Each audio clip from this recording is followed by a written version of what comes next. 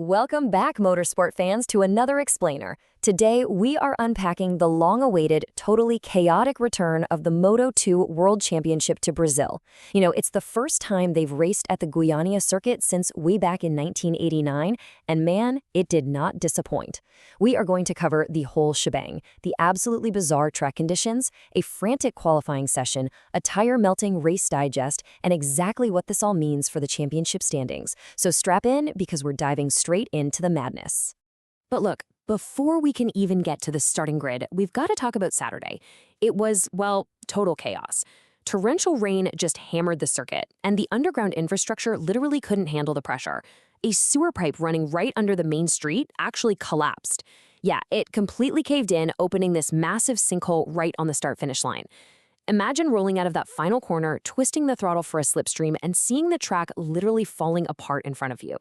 Naturally, race direction threw the red flag and brought everything to a screeching halt. Now you might be thinking, hey, just patch the hole and get back to racing, right? Well, not quite. The track was suffering from something called the weeping phenomenon. Because of all that extreme rain, underground moisture trapped in deep clay layers basically started seeping upwards. It pushed right up through microscopic cracks in the asphalt, so even as the track was trying to dry, these dangerous, totally unpredictable wet patches kept weeping through the surface, completely destroying any chance of grip.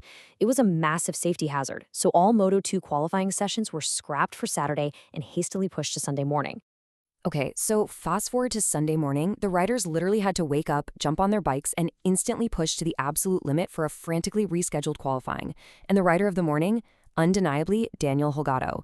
Get this, he had to fight his way out of Q1, but he actually used that extra track time to perfectly dial in his Climax machine, and he snatched pole position with a blistering 1 minute 20.711 seconds. The margins here were just insane. He edged out his teammate David Alonso by a microscopic 0.0017 seconds. Alex Eskrig was right on their heels too. The stage was set for an absolute showdown. And those razor-thin margins? They were put to the ultimate test just a few hours later. When it was time for the 26-lap race, the Brazilian sun was just brutal. Air temps were sitting at a sticky 32 degrees Celsius, but the real story was the asphalt. The track temperature was a scorching 58 degrees. We're talking literal tire-melting heat. But here's the crazy part. Every single rider on the grid decided to gamble. They all bolted on Pirelli's soft compound tires, the SC1 up front and the SC0 on the rear. It instantly became a race against extreme tire degradation just as much as the competition. So lights out, and Holgado nails the start. He converts that hard-fought pole into a clean, commanding lead right through turn 1. The first half of the race was really just a test of sheer consistency and survival. But right around lap 13, that high track temp started breaking up the pack. Holgado, along with Italtrans rider Danny Munoz, somehow found another gear. These two Spaniards basically said see ya and initiated a relentless breakaway.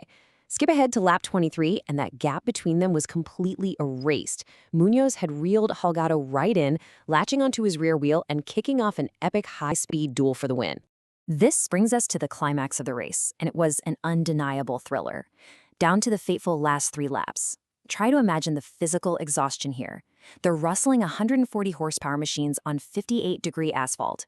Their soft Pirellis are completely shredded, yet they're still pushing the absolute boundaries of physics. It was a classic Moto2 dogfight. Holgado desperately defending the tight lines, while Munoz is just probing every single corner, looking for any tiny weakness, waiting for the perfect split second to strike.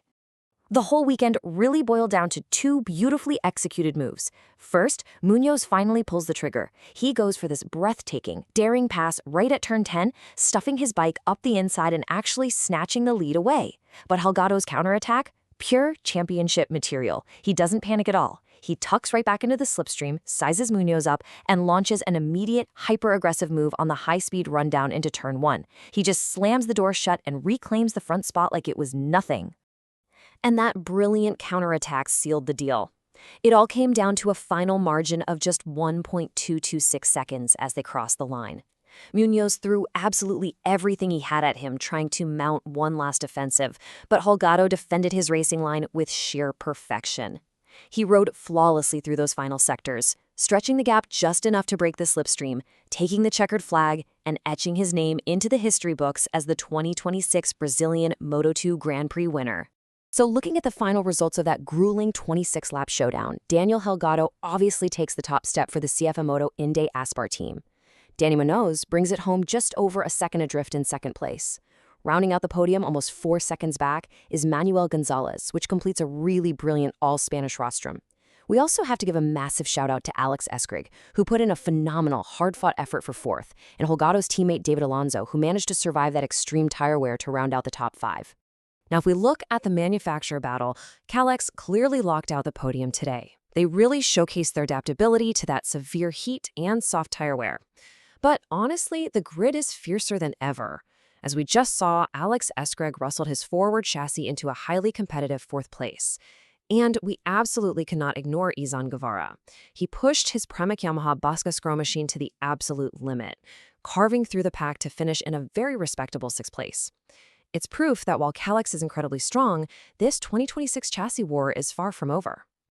Of course, this victory completely shakes up the World Championship standings after round 2.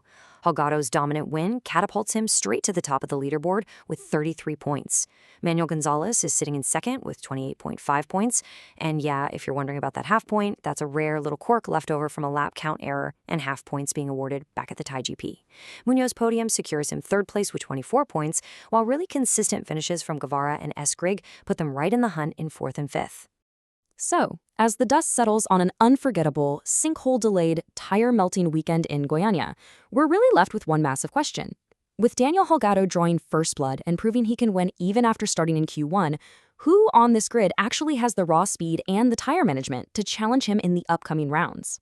The 2026 Moto2 season is already shaping up to be an absolute classic.